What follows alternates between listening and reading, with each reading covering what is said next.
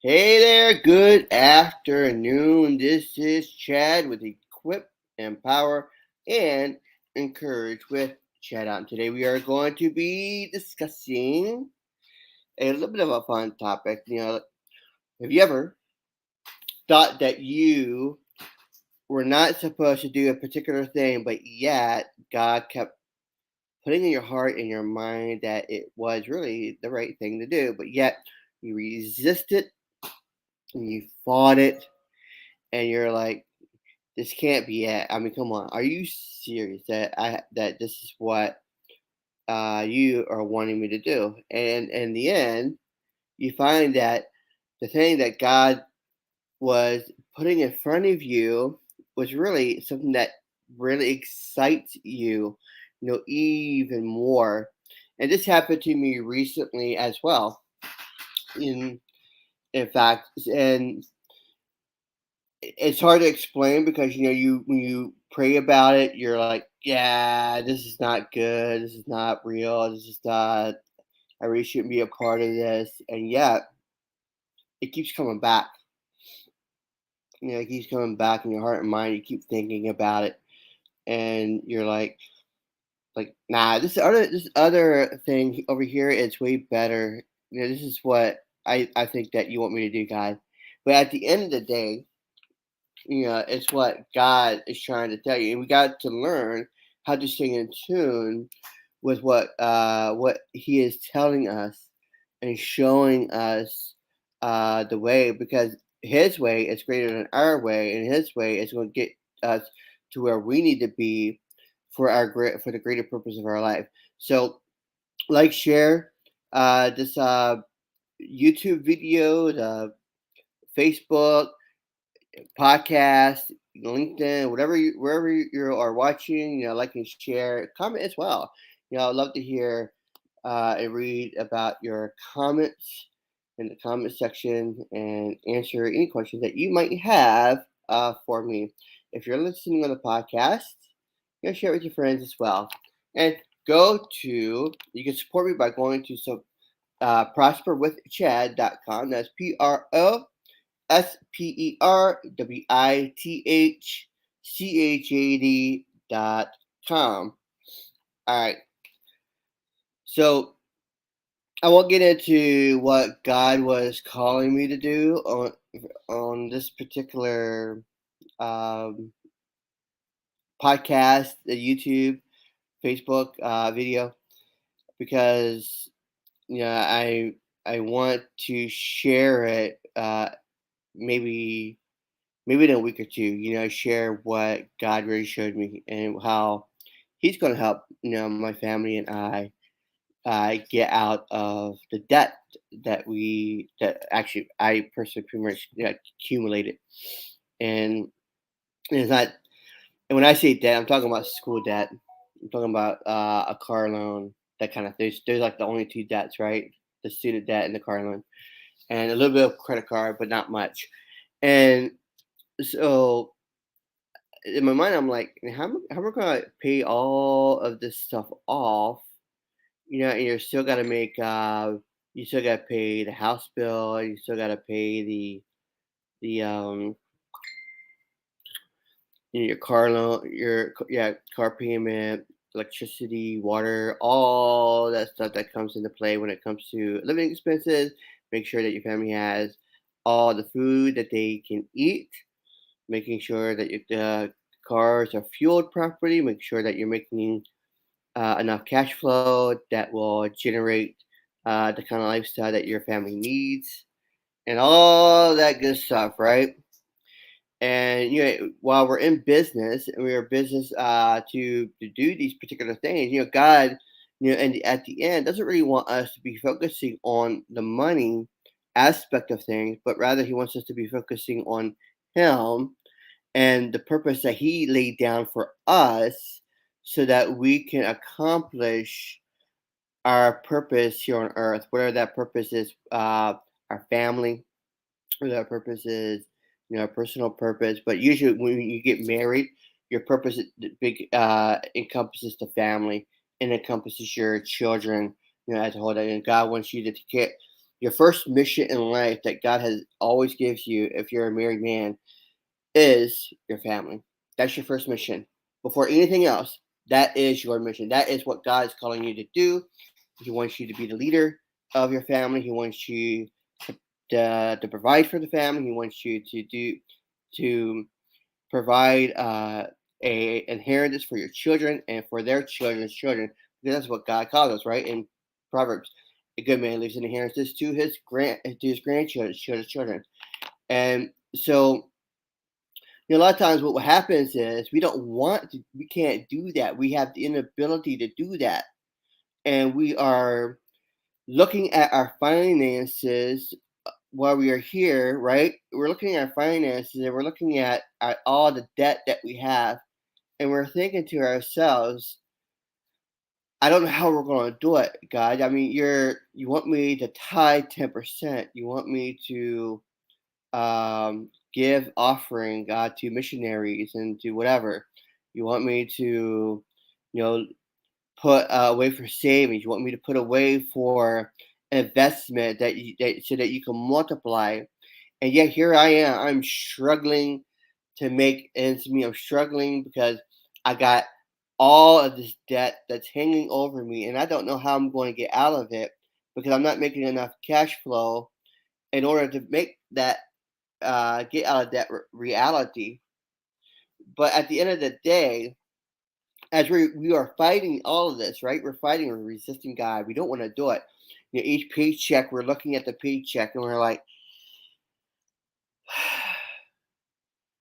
10%. Oh my gosh, I don't know what's going to happen. Look at this; it's already down to the point where I'm going to have like $20, $30 over extra on hand.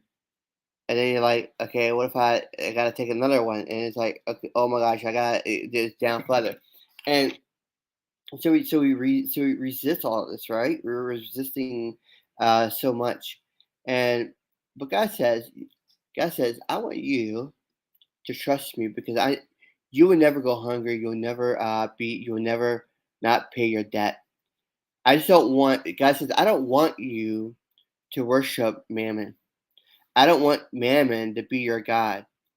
I want to be your God, not mammon. Mammon is false. Mammon is only going to lead you down a path that is not right for you. But God says, what I have for you will make you prosper. It will make you flow. It will make you happy, and you'll be able to provide your family. And so sometimes God puts these channels in front of you. And when I say channels, when I'm talking about channels, I'm talking like opportunities, right? God puts opportunities at before you, doors that begin to open when you begin to focus on the kingdom. You begin to, you know, trust God with your finances. That God begins to open these doors for you, and but it's our will sometimes that keeps us from seeing that opportunity, that door that God has opened, right? But Satan also has a door. And he presents you with a door as well. He says, this is great, man. This is flashy. This is going to get you. We want you to focus on all of this money, right? Because money is going to solve all your problems. But God says, no, I will solve all your problems. The money it's just a tool that is used. And so you're staring down to opportunities, and the one opportunity, like, wow, man, this is awesome. This is great, you know. And and in your mind, you're like, this is going to get me where I need to go. This is the vehicle, and this is my recent dilemma, by the way. Wow, I really like this. I think that it may take a while to build, but I really, really like this. And on the other side, God is saying, "Hey, here's my door. This is going to help you get out of debt a little bit faster. If you trust me with your finances, I will do the supernatural, and I'm going to make sure that you get out of debt faster than what you're planning now." And so you're looking at this, and you're like, gosh, that's not good. I've resisted all this stuff before. it's not the right thing. It's I don't know how they could do that, and all this stuff. But all the while, God's saying that is the vehicle, not the other one. This is the one that I want you to go on.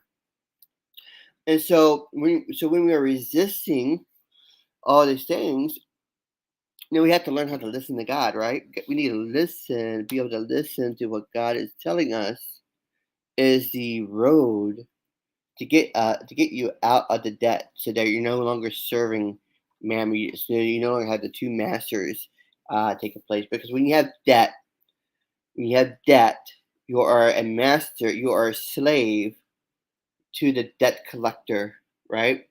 Who is the debt collector? Is the bank. It's the ones who's loaning you the money. These are the ones that you have become a slave to. But God wants you to get out of that. He wants you to get out of that, as fast as possible, because He wants that worship. He wants you to be the one that's going to worship Him, and so He gives you these this opportunity that you see, and you're like, and you're scoffing at it because you don't think it's real. You might think it's like a scam, or you might think it's you're heavily scrutinizing, and this is what, like, in Satan's like, yeah, yeah, yeah, that's the one. That you don't want to do that one, because that's the road that God wants you to go on. But you gotta do this one, the one that you really like, the one that you really appreciate the most. You gotta be on this one, because that's the one that's going to get you where you need to go. So, but God, is they're both battling your mind, right? And so you have to be able to listen. You gotta be able to, when you're praying about it, listen to what God is telling you. And so my recent dilemma was that I was thinking, a lot of negative things about what God really wanted me to do versus what the other things. And how I know that this one is actually the right one is because actually I feel good about it. I feel strong about it. And I'm getting more excited about it, and I feel like this is the road that God wants me to go, because this is the road that God would use to give me the type of cash flow that I need to get out of debt, right? To pay off all my debt, to get my house, and within a year, right? Get the house and all that good stuff, so that my family has a home. But the other one, when you first join and stuff like that, like you join it, but there's something in the back of your mind that it doesn't feel right. Something back in your mind, it doesn't feel like it was the right move. You like it, you think it's gonna do well, but in the back of your mind, it just doesn't feel right. Something is wrong. Something's not clicking. Something's not there. While the other one is like, it's like a flowing market. It's like free flow. It's like you feel good. Like, yeah, this is amazing. And so I'm contrasting these two, right? And then one I'm not feeling as good about, and this other one I'm feeling pretty good about, and I'm feeling like this is really where God wants me to go and push, right? So I made that decision like last night after reviewing something, looking at things, and really seeing the potentials and the possibilities, how God is going to multiply the income, the investments, because living off 20%, it's not always living off 80%. I mean, and giving 20% toward investment, saving, offering, and tithe. It's not exactly the easiest road uh, to live off of, right? It takes a lot of discipline, and it takes a lot of you know changing things around in order to make sure that you're just living off the 80% and taking that 20% and setting aside, for those particular purposes. So, like, that money has become holy because you set aside that particular thing.